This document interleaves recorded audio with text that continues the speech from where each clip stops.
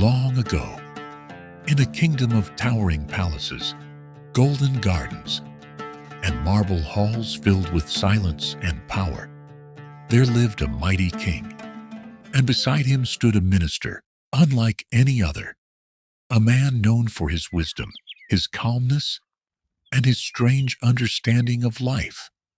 For many years, the minister guided the king through wars, disputes, and difficult decisions. Whenever trouble appeared, he somehow found peace within it. But he had one habit that confused everyone at court. No matter what happened, whether fortune or disaster, the minister would always say, "Surely, there is wisdom hidden within it." The courtiers hated these words. Some whispered, "He takes nothing seriously." Others said, "He speaks of wisdom because he has never truly suffered."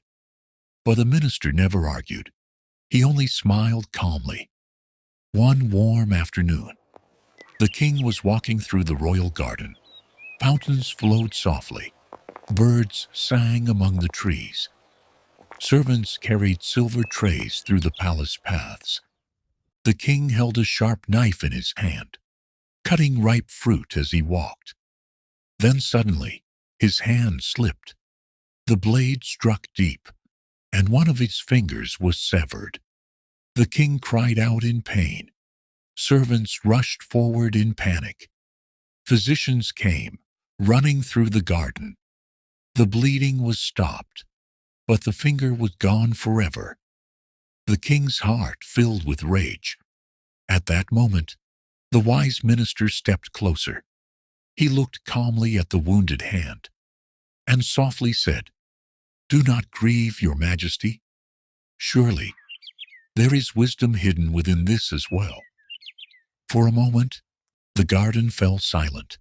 Then the king exploded with fury. "Wisdom? My finger has been cut off, and you dare speak to me of wisdom?"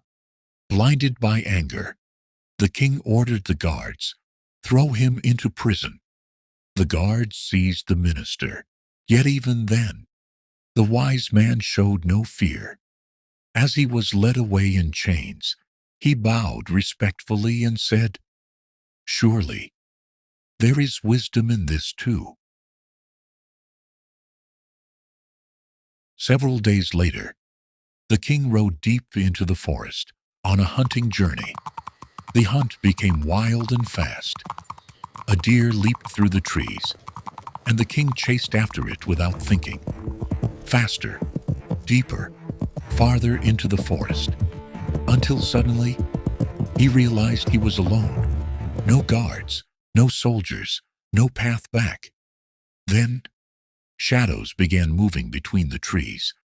A tribe of savage men emerged from the darkness. Before the king could escape, they surrounded him.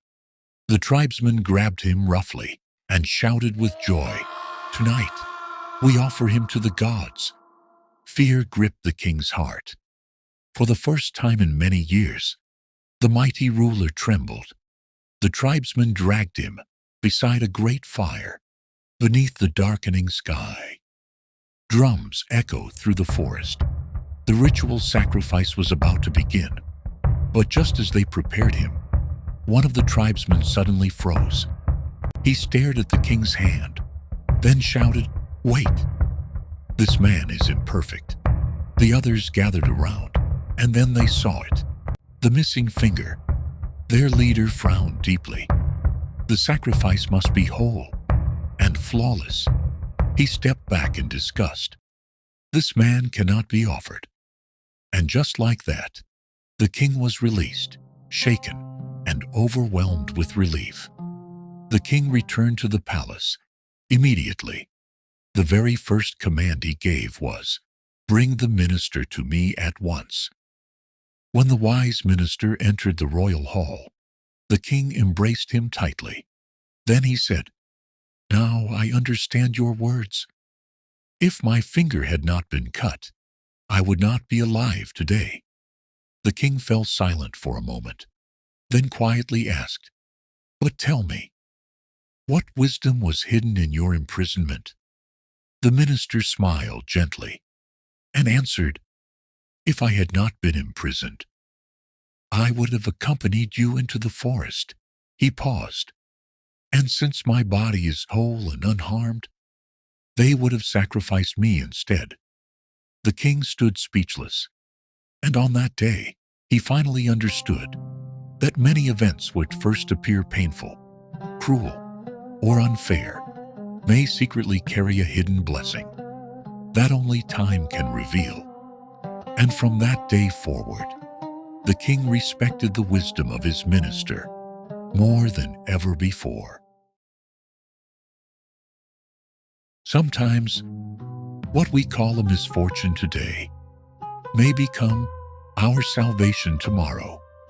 Not every hardship is a punishment, and not every loss is truly a loss. For often, hidden within life's darkest moments is a blessing that only time can reveal.